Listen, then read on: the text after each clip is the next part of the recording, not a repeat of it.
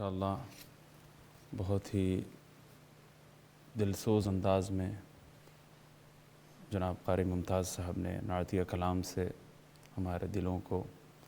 محبت رسول سے منور فرمایا۔ میں بہت سارے علماء کرام ماشاءاللہ یہاں پر اس وقت تشریف فرما ہیں۔ میں سب کو دل کی گہرائیوں سے سب کا شکریہ ادا کرتا ہوں، اور ہر ایک کا دل غمزدہ ہے، اور ایسی عظیم ہستی کا تذکرہ ہمارے لیے باعث سعادت ہے۔ اس کی وجہ یہ ہے کہ شخصیات بہت ہوتی ہیں، لیکن بعض شخصیات ایسی ہوتی ہیں کہ جن کا ہر پہلو، زندگی کا ہر شعبہ اللہ تعالیٰ کے فضل و کرم سے ان کا زندگی کا ایک ایک لمحہ، ایک ایک شعبہ ایسا ہوتا ہے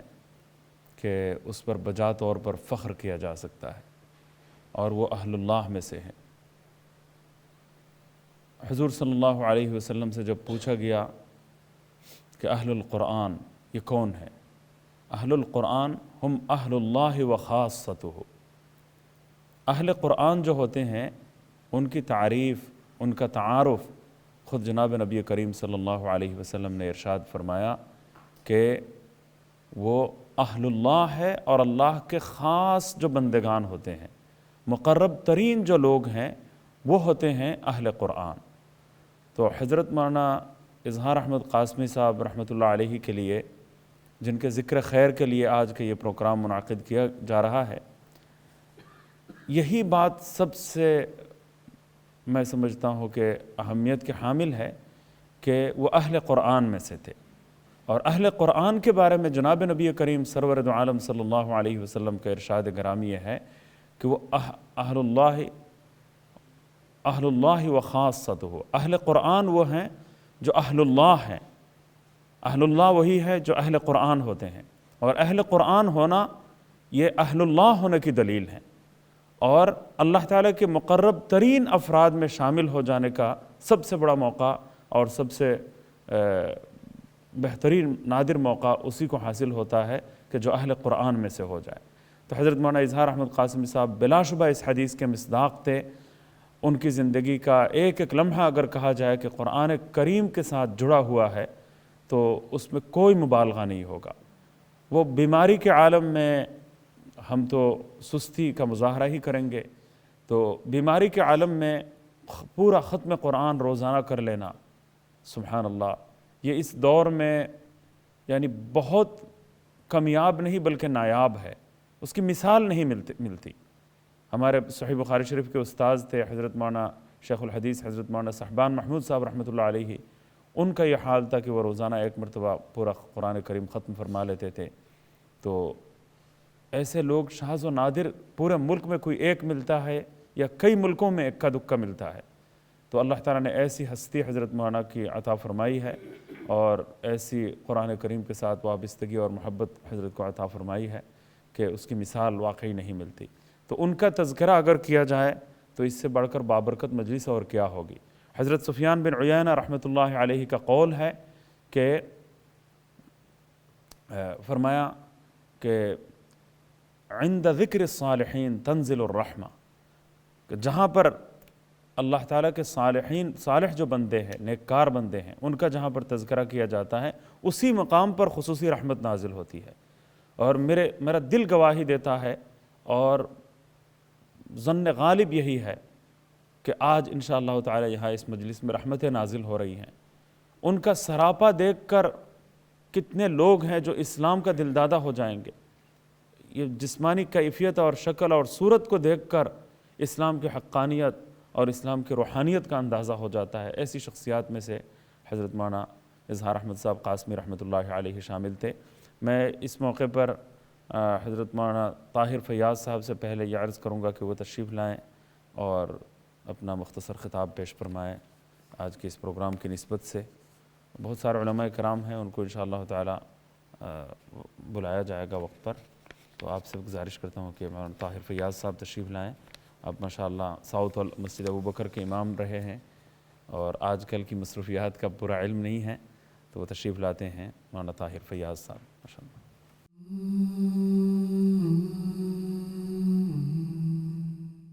اللهم صل على محمد وعلى آل محمد كما صليت على إبراهيم وعلى آل إبراهيم إنك حميد مجيد اللهم بارك على محمد وعلى آل محمد كما باركت على إبراهيم وعلى آل إبراهيم إنك حميد مجيد اما بعد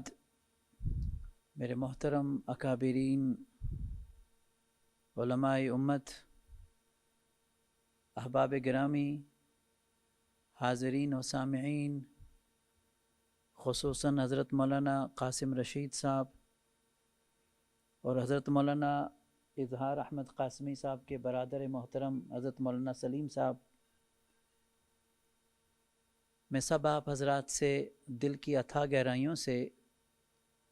تعزیت کا اظہار کرتا ہوں۔ دنیا میں بہت سارے لوگ ایسے ہیں جو زندہ ہوتے ہوئے بھی مرے ہوئے ہیں، اور بہت سارے لوگ ایسے ہیں جو دنیا سے جا کر بھی زندہ ہیں۔ حضرت مولانا اظہار احمد قاسمی صاحب بلا شبہ ایسی عہد ساز شخصیت تھے کہ ظاہری طور پر تو وہ دنیا سے چلے گئے، لیکن حقیقت یہ ہے کہ وہ اپنے پیچھے ایسی بار و بہار شخصیات کو چھوڑ گئے کہ ان کے چلے جانے کے بعد بھی وہ نہ صرف خود زندہ ہیں بلکہ آنے والے لمبے عرصے تک اور قیامت تک اللہ کریں یہ سلسلہ جاری رہے اور ان کے لیے ایصال ثواب اور ان کے لیے خیروں اور برکتوں کا ذریعہ بنتا رہے۔ ایک شاعر کیا فرماتے ہیں کہ موت تو ان کی ہے جنہیں زمانہ کرے یاد، یوں تو آتے ہیں سبھی جانے کے لیے ہی۔ حضرت نبی کریم صلی اللہ علیہ وسلم سے کسی نے پوچھا، یا رسول اللہ ای المؤمنین خیر، مومنوں میں سب سے زیادہ اچھا مومن کون سا ہے؟ تو نبی علیہ الصلوۃ نے فرمایا احسنہم خلقا، وہ مومن جس کے اخلاق سب سے اچھے ہوں وہ سب سے اچھا مومن ہے۔ سوال کرنے والے نے پھر پوچھا، یا نبی اللہ ایہم اکیس، کہ ان مسلمانوں میں سب سے زیادہ عقل مند کون ہے؟ تو نبی علیہ الصلوۃ نے فرمایا اکثرہم ذاکرا للموت، وہ آدمی جو اپنی موت کو کثرت سے یاد کرے وہ سب سے زیادہ عقل مند اور دانا آدمی ہے۔ حضرات گرامی، ہم اس دنیا میں کچھ لوگ کچھ سالوں کے لیے آتے ہیں، کچھ لوگ کچھ دنوں کے لیے آتے ہیں، اور کچھ لوگ کچھ لمحوں کے لیے آتے ہیں، لیکن بعض عہد ساز شخصیات بھی ایسی بھی ہوتی ہیں کہ جو بہت لمبے عرصے کے لیے آتے ہیں۔ وہ ظاہری طور پر دنیا سے چلے جاتے ہیں۔ کچھ سال پہلے کی بات ہے، میری ایک حضرت مولانا سے ملاقات ہوئی اور میں ان کے پاس بیٹھا تو ایسے ہی ان کی زندگی کے بارے میں گفتگو ہو رہی تھی، تو کہنے لگے مولانا جو کچھ ہم نے اپنی زندگی میں کیا اس پر تو ہمیں زیادہ کوئی اطمینان نہیں ہے، لیکن اللہ کا شکر ہے کہ اللہ نے مجھے ایک بیٹا دیا، میں نے اس بیٹے کو عالم بنایا اور وہ بیٹا ماشاءاللہ بہت نیک ہے اور بہت اعلیٰ اخلاق والا ہے، بہت اچھا ہے، اور مجھے اللہ سے پورا یقین ہے کہ یہ بیٹا میرے لیے نجات کا ذریعہ بنے گا۔ تو ایسے ہی امام قاسم ایسے ہی بیٹے ہیں بلا شبہ، کہ اللہ تعالیٰ نے اب ان کو اپنے باپ کا خلف رشید بنایا، اور نام بھی ان کا اپنے نام کے ساتھ ان کا رشید ہے، اور اللہ کریں یہ اپنے والد کے لیے خلف رشید ثابت ہوں، اور اللہ کرے یہ ان کا نام تا دیر زندہ رکھیں، تا دیر جو ہے وہ ان کا نام رہے، اور یہ آگے آنے والی نسلوں کو اس صدقہ جاریہ کا حصہ بنا دیں اور یہ سلسلہ آگے چلتا رہے۔ میرے بھائی حضرت مولانا اظہار احمد صاحب مرحوم رحمۃ اللہ علیہ، ان کے ساتھ میری بالمشافہ ملاقات تو نہ ہوئی،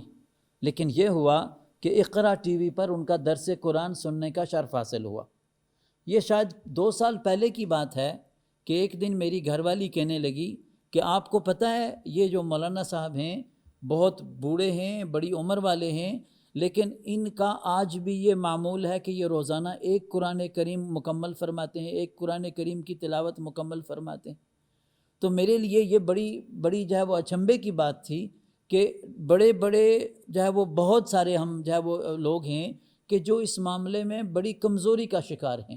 کہ بعض اوقات تو ایک رمضان میں تلاوت ہوتی ہے اور پھر اگلے رمضان آ جاتا ہے اور تلاوت کی توفیق نہیں ملتی، اور کچھ لوگ ایسے ہیں کہ جو اپنی پیرانہ سالی کے باوجود، اپنی بیماری کے باوجود اور اپنے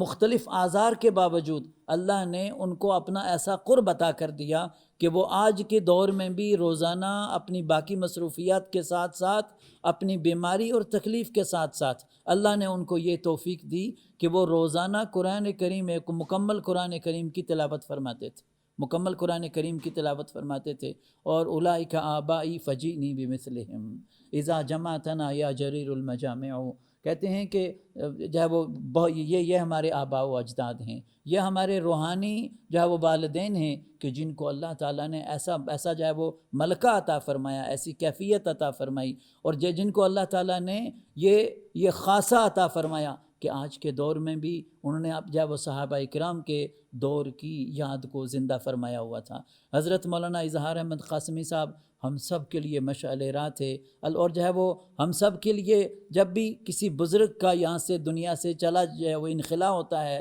اور وہ دنیا سے چلے جاتے ہیں تو اس کے بعد ان کے فضائل اور ان کے دراجات اور ان کی جو عالی ظرفی ہوتی ہے اور ان کے جو اعلیٰ قسم کے ان جو اخلاق ہوتے ہیں وہ ہمارے سامنے آتے ہیں۔ بلا شبہ ہم جو ہے وہ آج ایک بڑی شخصیت سے، ایک عہد ساز شخصیت سے محروم ہو گئے۔ اللہ تعالیٰ مرحوم کو آخرت میں اعلیٰ علیین میں جگہ عطا فرمائیں، اللہ ان کو اپنا قرب عطا فرمائیں، اور اللہ تعالیٰ ان کو جو ہے وہ ان کے لیے، ان کے بیٹے کو، ان کے خاندان کو، ان کے باقی اہل خانہ کو جو ہے وہ ان کے وراثات کو اللہ تعالیٰ صبر جمیل عطا فرمائیں، اور اللہ تعالیٰ ہم سب کو ان کی جو ہے وہ ان کی جو زندگی سے کے روشن پہلو تھے ہمیں ان پر عمل پیرا ہونے کی توفیق عطا فرمائیں۔ وآخر دعوانا ان الحمد للہ رب العالمین۔